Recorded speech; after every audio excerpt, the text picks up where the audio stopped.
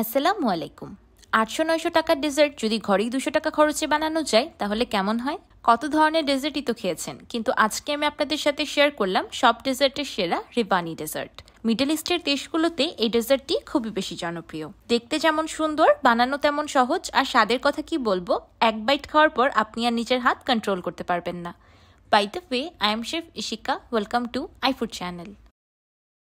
রেভানি dessert বানানোর জন্য আমি প্রথমে একটি মিল্ক পটে দিয়ে দিলাম ১০০ গ্রাম চিনি, সেই সাথে দিয়ে দিলাম ১০০ ml পানি আর ১ চা চামচ রোজ ওয়াটার বা গোলাপ জল।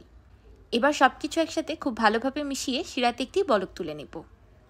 শিরাতে বলক চলে আসলেই তৈরি হয়ে গেল রেভানি ডেজার্টের জন্য রোস্ট ফ্লেভার্ড সুগার সিরাপ। এবার আমি এই সুগার সিরাপটাকে একটি গ্লাস গ্রাভি বোটে ট্রান্সফার করে নিচ্ছি। এবার একটি মিক্সিং বোলে দিয়ে দিলাম ২৭০ গ্রাম সুজি, ৩০ গ্রাম ডেসিকেটেড কোকোনাট বা নারিকেল কোরানো আর ১৫ গ্রাম বেকিং পাউডার। এবার এই শুকনো উপকরণগুলোকে একসাথে খুব ভালোভাবে মিশিয়ে নেব। আমি এখানে প্যাকেটের কিনা শুকনো নারিকেল কোরানোটা ব্যবহার করেছি। আপনারা ইচ্ছে করলে তাজা নারিকেল কোরানোটাও ব্যবহার করতে পারবেন, কোনো অসুবিধা নেই। তাজাটা ব্যবহার করলে নারিকেলের স্বাদ আরও বেশি ভালো পাবেন। এবার এই মিক্সচারটাকে সাইডে রেখে দিচ্ছি। এদিকে আরেকটি মিক্সিং বলে দিয়ে দিলাম ১১০ গ্রাম চিনি, ১২০ গ্রাম টক দই আর ২টি ডিম। এবার একটি উইক্সের সাহায্যে সবকিছু একসাথে খুব ভালোভাবে মিশিয়ে নিব। ততক্ষণ পর্যন্ত মিশাতে থাকবো যতক্ষণ পর্যন্ত চিনিটা সম্পূর্ণ গলে না যায়। আপনারা ইচ্ছে করলে টক দইয়ের পরিবর্তে এখানে মিষ্টি দইটাও ব্যবহার করতে পারবেন। মিষ্টি দই ব্যবহার করলে এখানে চিনিটাকে ব্যালেন্স করে নিতে হবে, দইটা কতটুকু মিষ্টি সেই অনুযায়ী বা আপনাদের টেস্টের অনুযায়ী। এবার দিয়ে দিচ্ছি ১৫০ ml গরুর ফুল ক্রিম লিকুইড দুধ। আমি এখানে রুম টেম্পারেচারে থাকা দুধটা ব্যবহার করেছি। সেই সাথে দিয়ে দিলাম ২০০ ml রান্নার তেল। এবার আবারও সবকিছু একসাথে খুব ভালোভাবে মিশিয়ে নিব। ততক্ষণ পর্যন্ত মিশাতে থাকবো যতক্ষণ পর্যন্ত তেলটা ব্যাটারের সাথে খুব ভালোভাবে ইনকর্পোরেট না হয়ে যায়। এতগুলো তেল দেখে ভয় পাবেন না, আপনারা ইচ্ছে করলে তেলের পরিমাণটা আরেকটু কমিয়ে দিতে পারবেন। কিন্তু একটি বিষয় লক্ষ্য রাখতে হবে, তেলের পরিমাণ যত বেশি হবে ডেজার্টটা তত সফট হবে, আর তেলের পরিমাণটা যতটা কমিয়ে আনবেন ডেজার্টটা একটু কম সফট হবে। ফ্লেভারের জন্য দিয়ে দিলাম ১ চা চামচ ভ্যানিলা এসেন্স আর আগে থেকে মিক্স করে রাখা শুকনো উপকরণ। এবার আবারও সব কিছু একসাথে খুব ভালোভাবে মিশিয়ে নিব। আমি এই সবগুলো উপকরণের কাপের মাপ ডেসক্রিপশন বক্সে লিখে দিব, আপনারা অবশ্যই চেক করে নেবেন। আর যারা আমার ভিডিওটি ফেসবুক থেকে দেখছেন তারা কমেন্ট চেক করবেন, কমেন্টে কাপের মাপ পেয়ে যাবেন। সব কিছু একসাথে খুব ভালোভাবে মিশে যাওয়ার পর ব্যাটারের কনসিস্টেন্সিটা ঠিক এমন হবে, না খুব বেশি ঘন না খুব বেশি পাতলা। ডেজার্টটাকে বেক করার জন্য আমি একটি ৯ ইঞ্চির রাউন্ড শেপের মোল্ড বেকিং পেপার দিয়ে রেডি করে রেখেছিলাম। এবার আমি অর্ধেক রাভানির ব্যাটার মোল্ডে দিয়ে দিলাম। মোল্ডটাকে হালকা ট্যাপ করে দিচ্ছি যাতে চারিদিকে ব্যাটারটা খুব সুন্দরভাবে ছড়িয়ে যায়। এবার প্রিহিটেড ওভেনে ২৩০ ডিগ্রি সেলসিয়াসে রাভানি ডেজার্টটাকে বেক করে নিব ২০ মিনিটের মতো। ওভেন স্পেসিফিকেশন অনুযায়ী টাইম অ্যান্ড টেম্পারেচার ভ্যারি করতে পারে। ২০ মিনিট পর আমি রাভানি ডেজার্টটাকে একটা টুথপিক দিয়ে চেক করে নিয়েছি। টুথপিকটা একদম ক্লিন এসেছে, তার মানে ডেজার্টটা পারফেক্টলি বেকড। আমি আঙুল দিয়ে চেপে দেখিয়ে দিচ্ছি যে সুজির কেকটা কতটা বেশি সফট হয়েছে, একদম মেল্ট ইন মাউথ একটা কেক হবে। এবার উপর থেকে দিয়ে দিচ্ছি আগে থেকে তৈরি করে রাখা রোস্ট ফ্লেভার সুগার সিরাপ। দেখতেই পারছেন সিরাপটা দেওয়ার সাথে সাথেই একদম কেকের ভিতর অ্যাবজর্ব হয়ে যাচ্ছে, কেকটা এতটাই বেশি সফট। আমি যতটুকু সিরাপ বানিয়েছিলাম আমি এখানে অর্ধেকটা ব্যবহার করেছি, বাকি অর্ধেক আমি পরবর্তীতে ব্যবহার করব। অন্যদিকে একটি মিল্ক পটে দিয়ে দিলাম ৫০০ ml গরুর ফুল ক্রিম লিকুইড দুধ। এবার দুধে দিয়ে দিলাম ৫০ গ্রাম চিনি,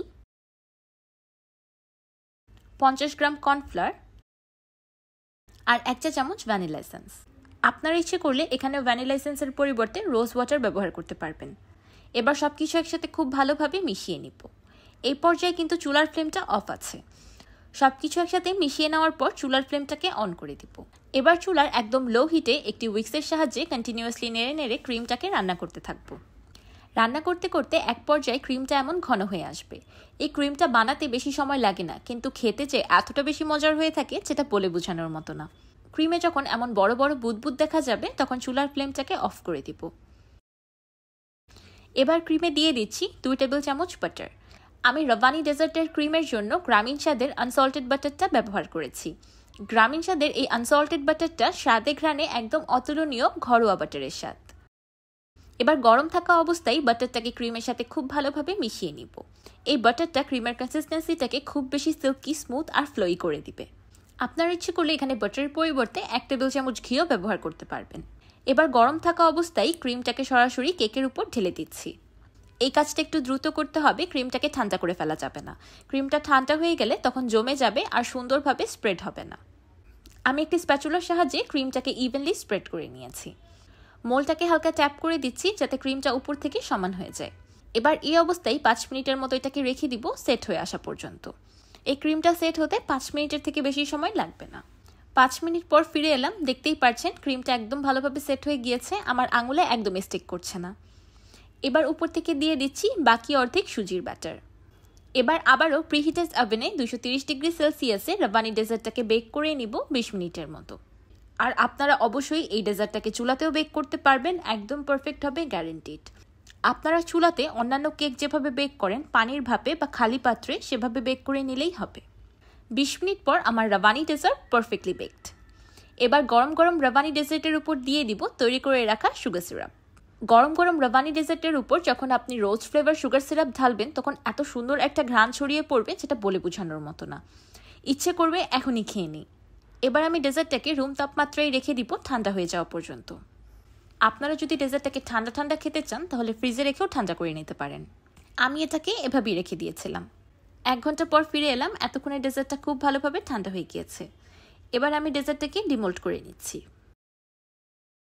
মাশাআল্লাহ, ডেজার্টটার আউটলুক দেখতে পাচ্ছেন যে কতটা বেশি সুন্দর হয়েছে।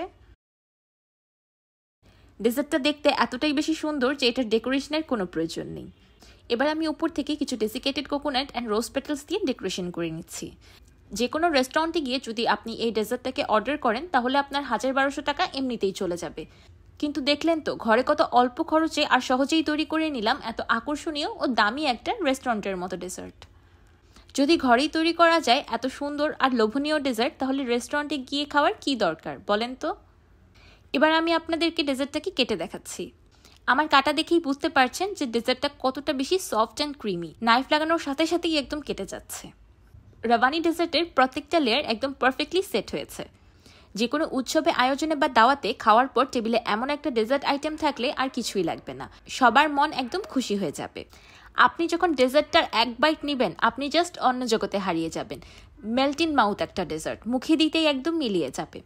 সুগার সিরাপে সোক সুজির কেকের সাথে ক্রিমি ভেলভেটি ক্রিমের লেয়ারের কম্বিনেশনটা জাস্ট ওয়াও। আমার তো ইচ্ছে করছে যে আমি ডেজার্টটা খেতেই থাকি।